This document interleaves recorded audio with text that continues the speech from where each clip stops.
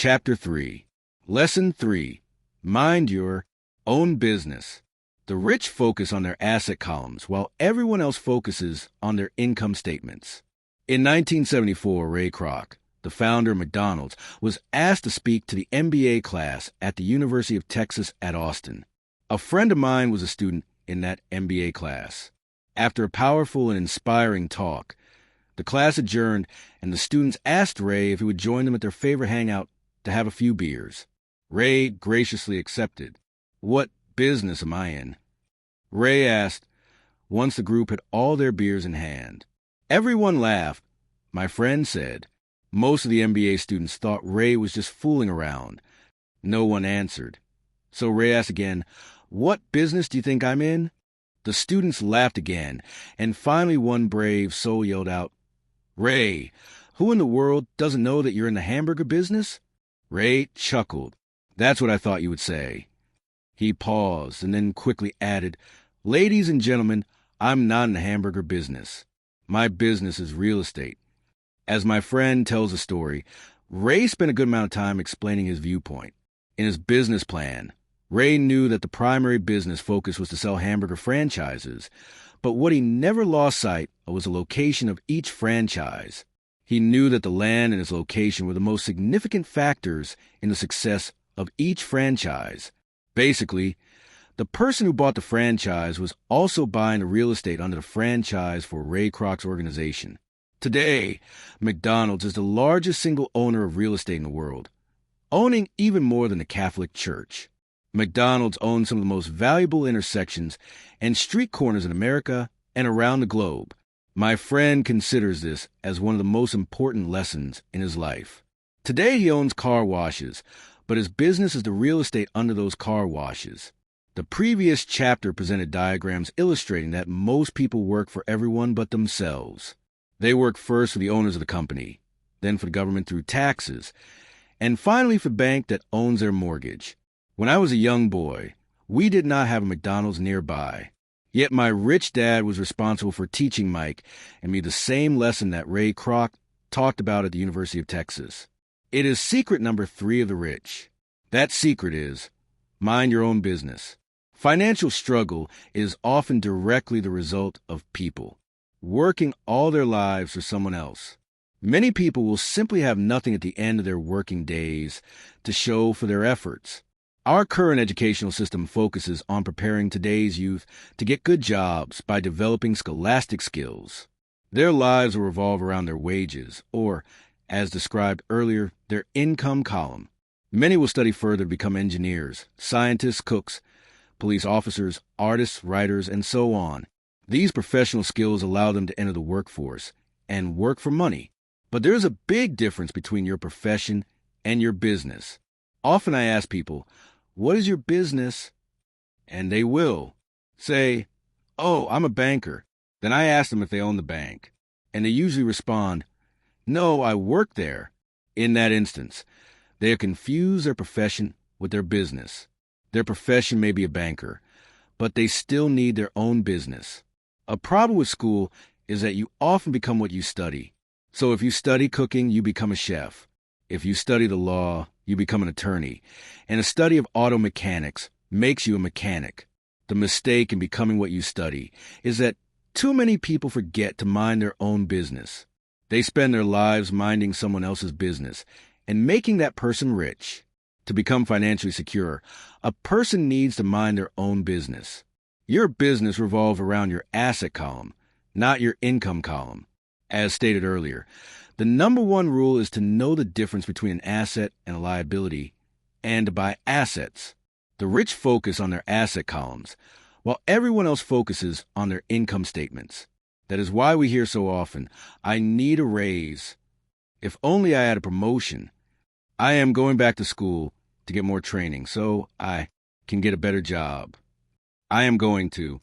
Financial struggle is often a result of people working all their lives for someone else. Work overtime. Maybe I can get a second job. In some circles, these are sensible ideas, but you are still not minding your own business. These ideas all still focus on the income column and will only help a person become more financially secure if the additional money is used to purchase income-generating assets. The primary reason the majority of the poor and middle class are fiscally conservative, which means I can't afford to take risks, is that they have no financial foundation. They have to cling to their jobs and play it safe. When downsizing became the in thing to do, millions of workers found out their largest so-called asset, their home, was eating them alive. Their asset was costing them money every month. Their car, another asset, was eating them alive. The golf clubs in the garage that cost $1,000 were not worth $1,000 anymore. Without job security, they had nothing to fall back on. What they thought were assets could not help them survive in a time of financial crisis. I assume most of us have filled out a credit application to buy a house or a car. It's always interesting to look at the net worth section because of what accepted banking and accounting practices allow a person to count as assets. One day when I wanted a loan, my financial position did not look too good. So I added my new golf club, my art collection, books, electronics, Armani suits, wristwatches, shoes, and other personal effects to boost the number in the asset column. But I was turned down because I had too much investment real estate. The loan committee didn't like that I made so much money from rent. They wanted to know why I did not have a normal job with a salary. They did not question the Armani suits, golf clubs, or art collection. Life is sometimes tough when you do not fit the standard profile. I cringe every time I hear someone say to me that their net worth is $1 million or $100,000 or whatever. One of the main reasons net worth is not accurate is simply because the moment you begin selling your assets, you are taxed for any gains. So many people have put themselves in deep financial trouble when they run short of income. To raise cash, they sell their assets. But their personal assets can generally be sold for only a fraction of the value that is listed on their personal balance sheet. Or if there's a gain on the sale of the assets, they are taxed on the gain. So again, the government takes its share, thus reducing the amount available to help them out of debt. That is why I say someone's net worth is often worth less than they think. Start minding your own business.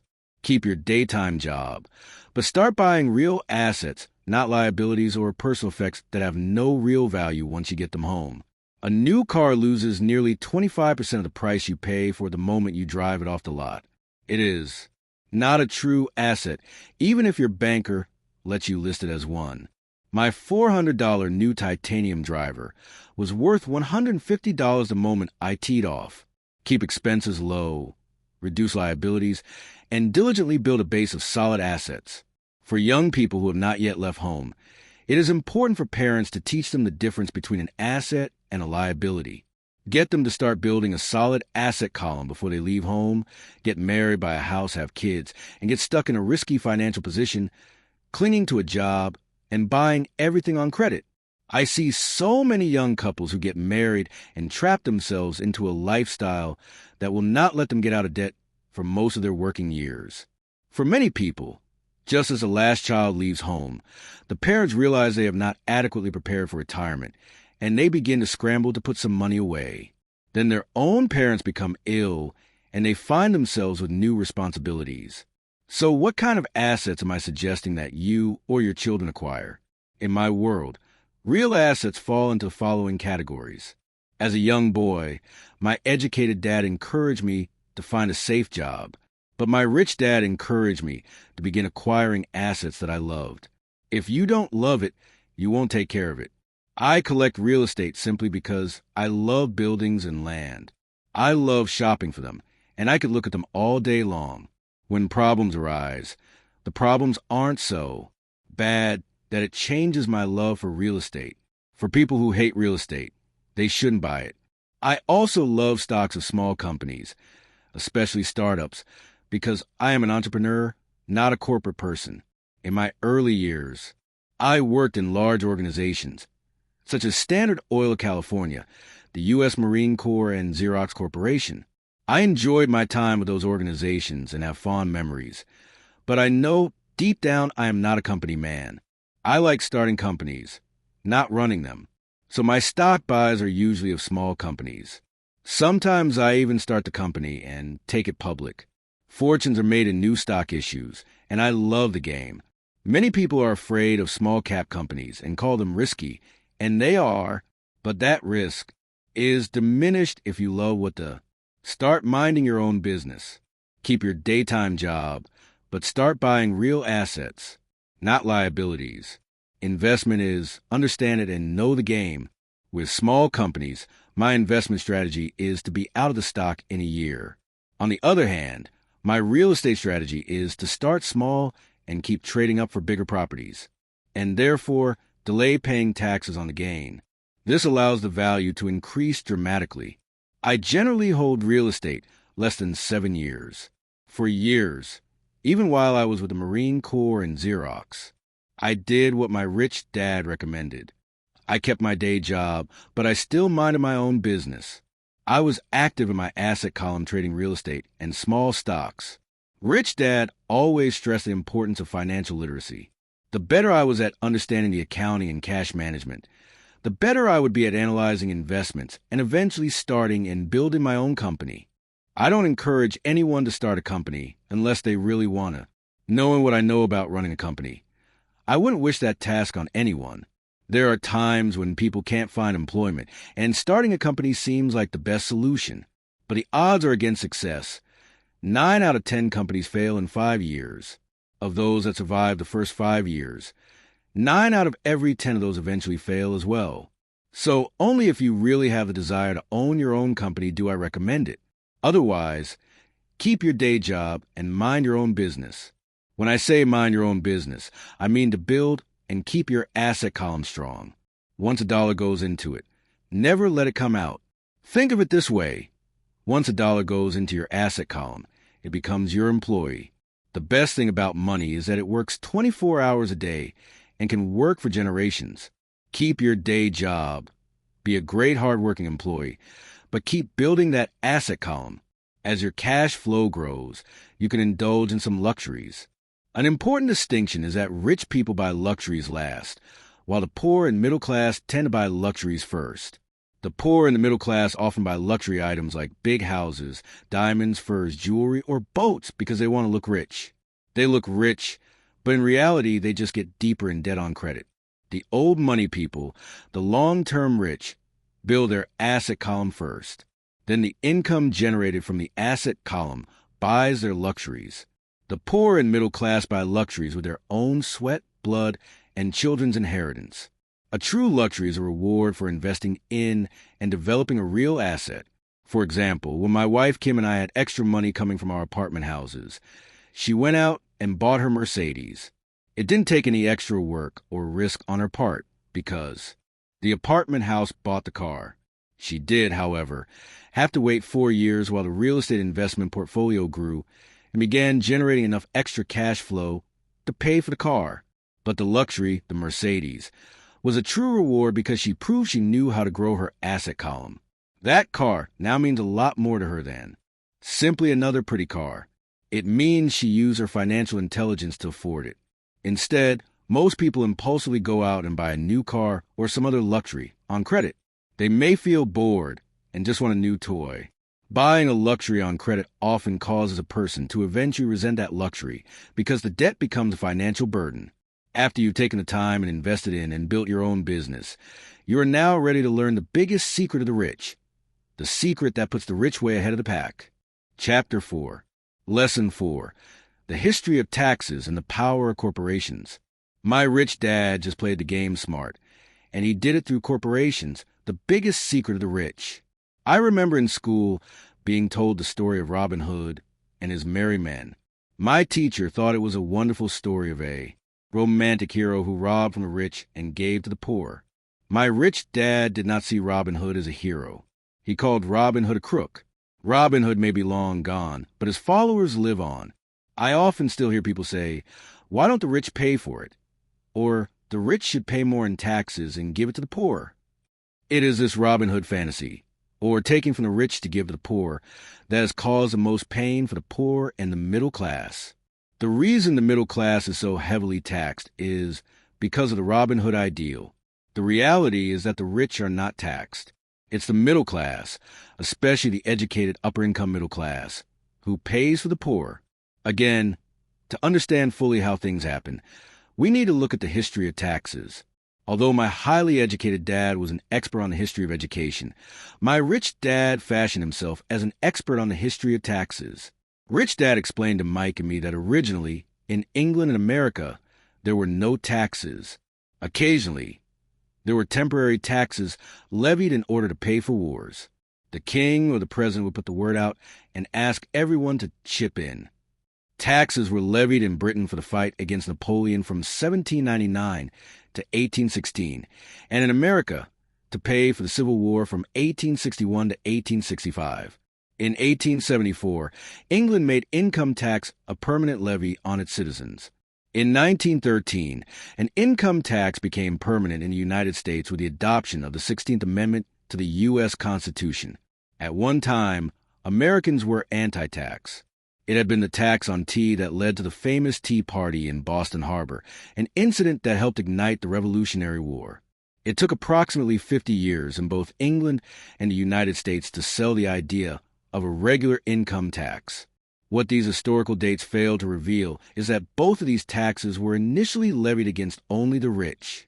It was this point that Rich Dad wanted Mike and me to understand. He explained that the idea of taxes was made popular and accepted by the majority by telling the poor and the middle class that taxes were created only to punish the rich. This is how the masses voted for the law, and it became constitutionally legal. Although it was intended to punish the rich, in reality, it wound up punishing the very people who voted for it, the poor and middle class. Once government got a taste of money, its appetite grew, said Rich Dad. Your dad and I are exactly opposite. He's a government bureaucrat, and I am a capitalist. We get paid, and our success is measured on opposite behaviors.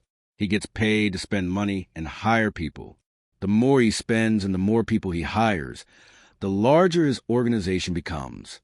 In the government, a large organization is a respected organization. On the other hand, within my organization, the fewer people I hire and the less money I spend, the more I am respected by my investors. That's why I don't like government people. They have different objectives than most business people. As the government grows, more and more tax dollars are needed to support it. My educated dad sincerely believed that government should help people. He loved John F. Kennedy, and especially the idea of the Peace Corps. He loved the idea so much that both he and my mom worked for the Peace Corps, training volunteers to go to Malaysia, Thailand, and the Philippines. He always strived for additional grants and budget increases, so he could hire more people, both in his job with the Education Department and in the Peace Corps.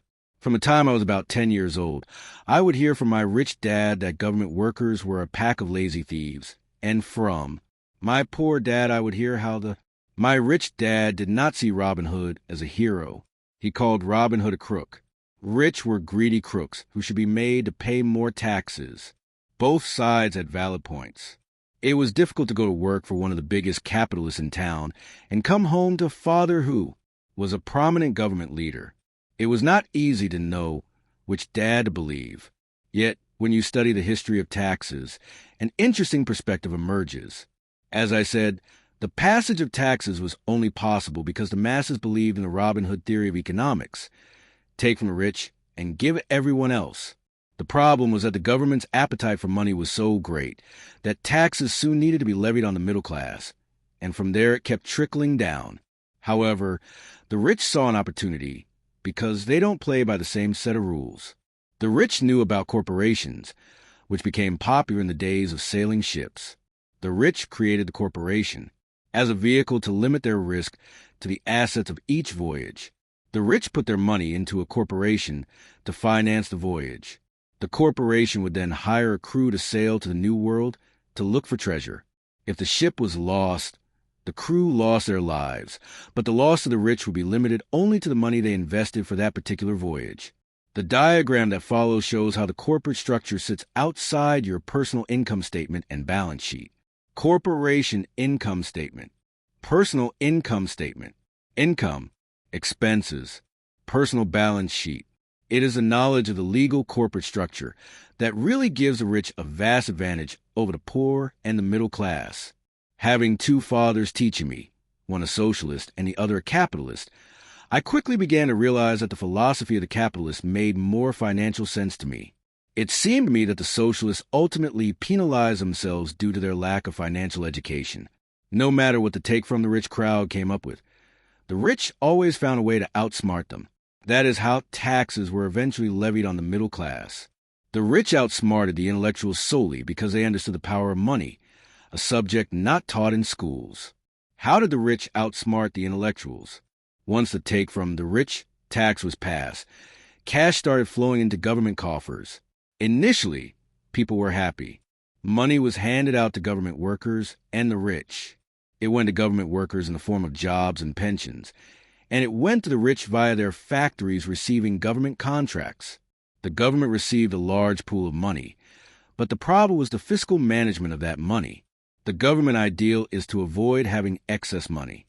If you fail to spend your allotted funds, you risk losing it in the next budget. You would certainly not be recognized for being efficient. Business people, on the other hand, are rewarded for having excess money and are applauded for their efficiency.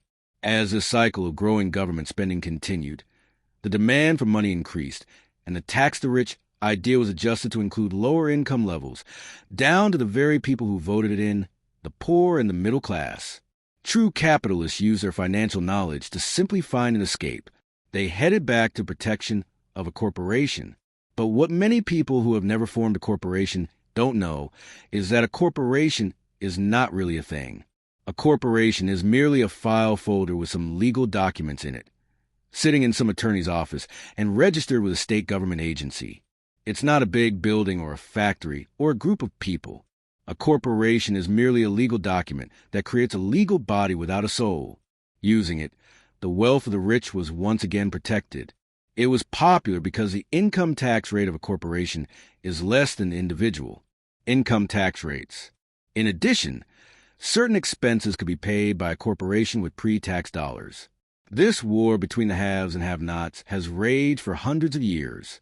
The battle is waged whenever and wherever laws are made, and it will go on forever.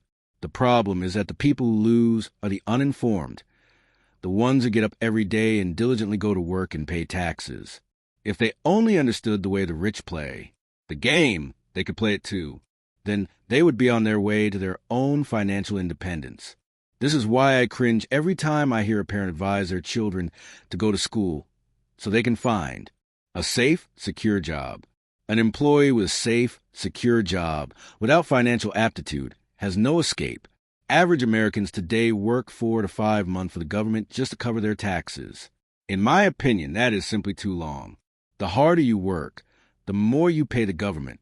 That is why I believe that the idea of take from the rich backfired on the very people who voted it in. Every time people try to punish the rich don't simply comply. They react. They have the money, power, and intent to change things. They don't just sit there and voluntarily pay more taxes. Instead, they search for ways to minimize their tax burden. They hire smart attorneys and accountants and persuade politicians to change laws or create legal loopholes. They use their resources to effect change. The tax code of the United States also allows other ways to reduce taxes. Most of these vehicles are available to anyone, but it is the rich who find them because they are minding their own business.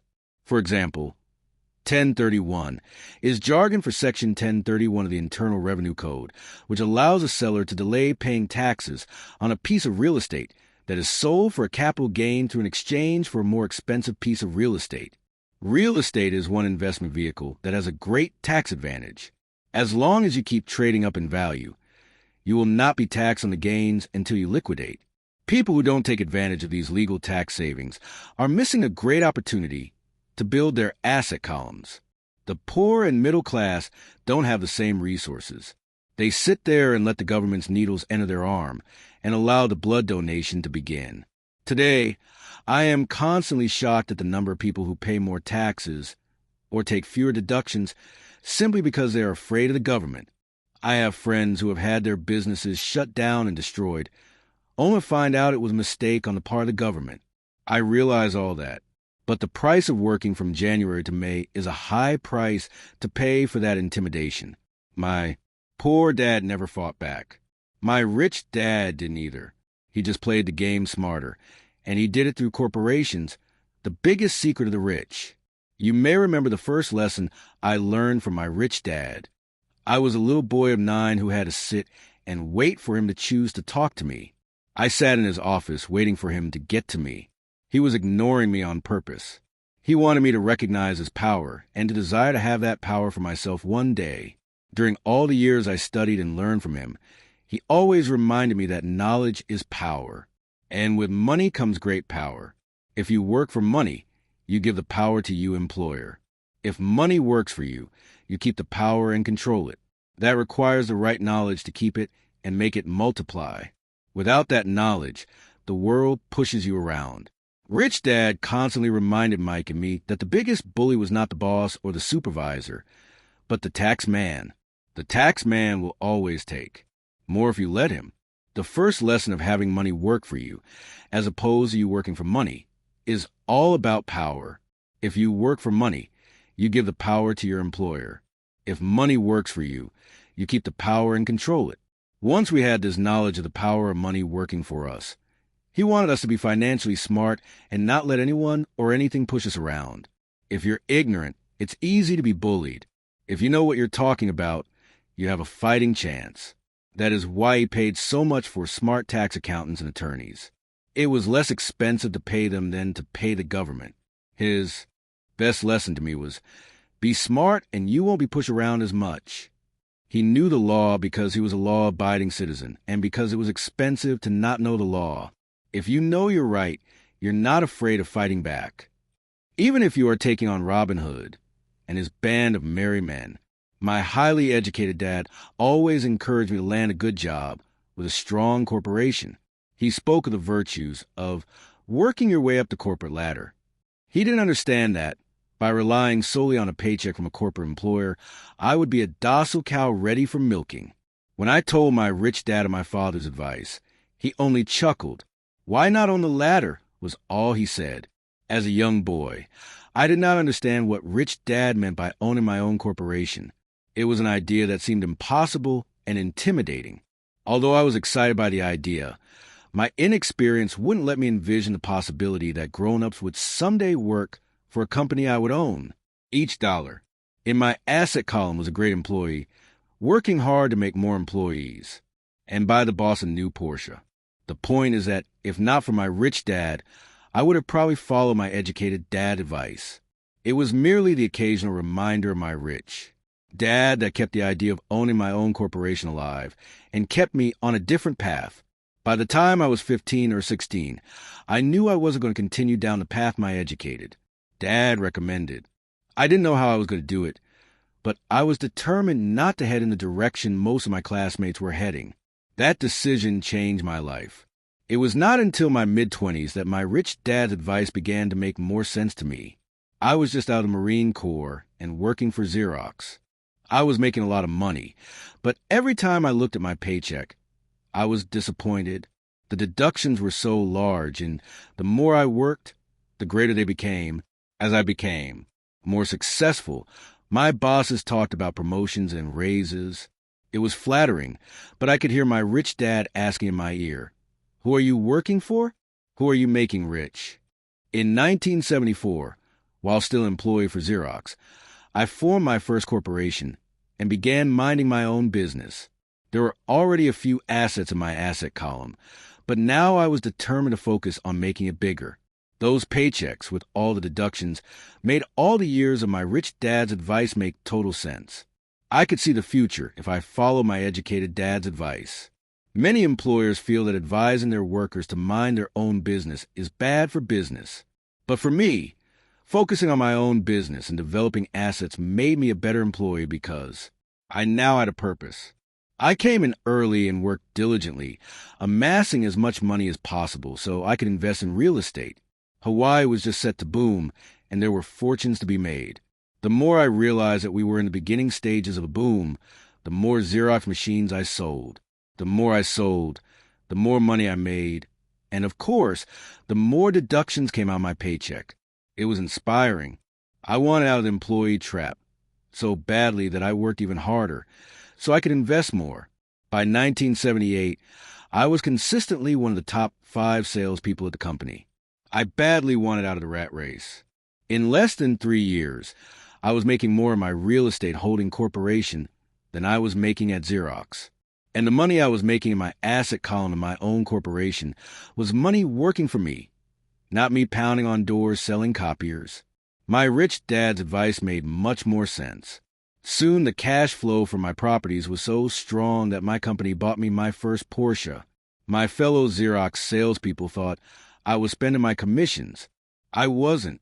I was investing my commissions in assets. My money was working hard to make more money.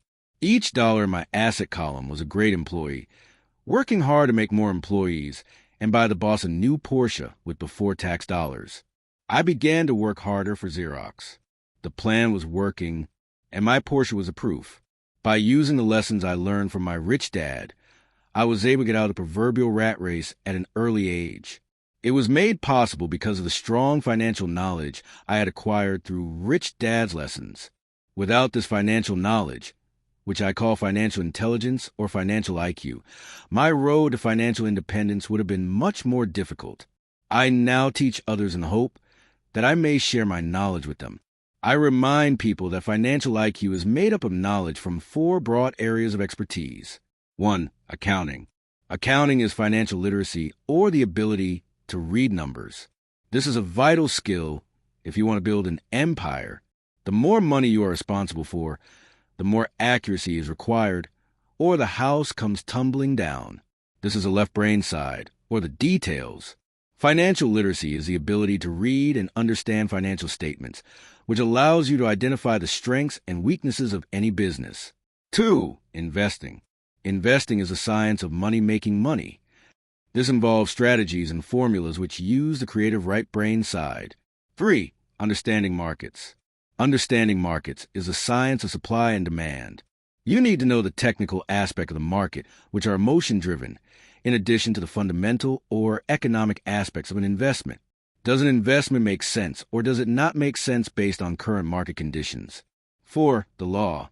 A corporation wrapped around the technical skills of accounting, investing, and markets can contribute to explosive growth. A person who understands the tax advantages and protections provided by a corporation can get rich so much faster than someone who is an employee or a small business sole proprietor.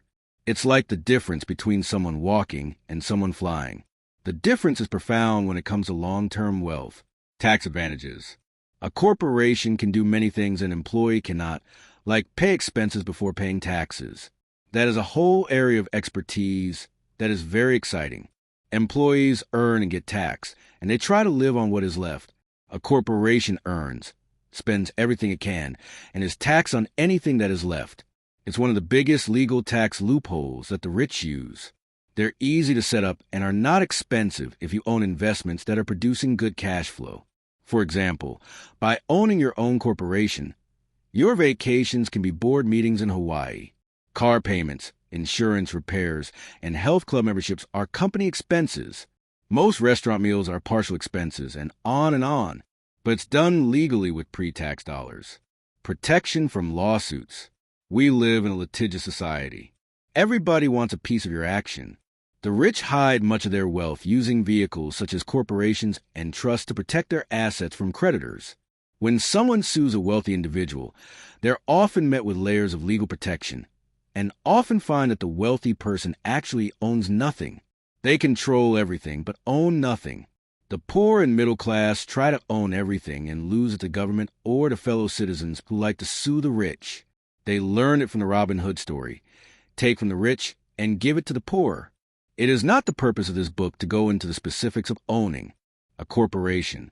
But I will say that if you own any kind of legitimate assets, I would consider finding out more about the benefits and protection offered by a corporation as soon as possible. There are many books written on the subject that will detail the benefits and even walk you through the steps necessary to set up a corporation. Garrett Sutton's books on corporations provide wonderful insight into the power of personal corporations. Financial IQ is actually the synergy of many skills and talents. I would say it is a combination of the 4 technical skills listed above that make up basic financial intelligence. If you aspire to great wealth, it is a combination of these skills that will greatly amplify your financial intelligence. In summary, Business owners, employees who work with corporations for corporations. 1. Earn 1. Earn. 2. Spend 2. Pay taxes. 3. Pay taxes 3. Spend. As part of your overall financial strategy, I recommend that you learn about the protection that legal entities can provide for businesses and assets.